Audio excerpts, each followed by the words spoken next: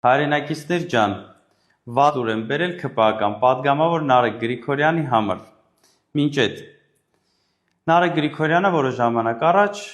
իր հարցազրույցներից մեկում ասում է, եթե մենք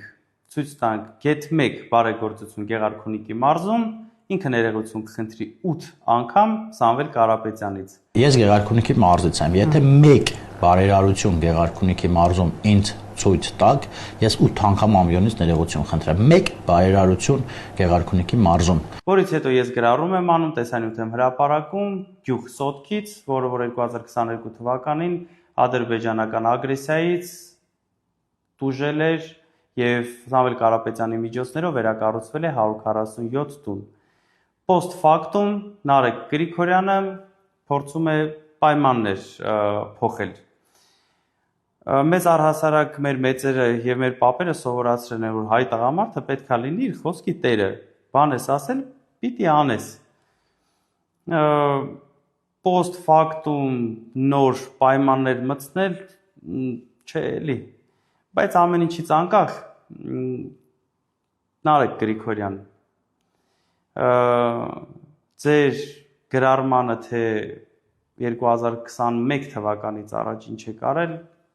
այս անգամ էլ կանրադառնամ մի բան էլ ասեմ։ Գեղարքունիքի մարզում 2020 թվականին Ճամբարակ առողջության կենտրոնը եւ Արթենիսի հիվանդանոցը Տաշիր բարեգործական հիմնադրամից աջակցություն է ստացել,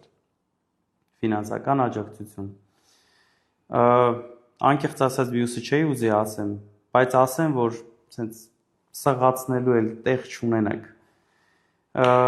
44 օրյա պատերազմից հետո մեր եղբայրներ, մեր զոհված եղբայրների, մեր հերոսների 309 ընտանիքի էլեկտրաէներգիայի վճարը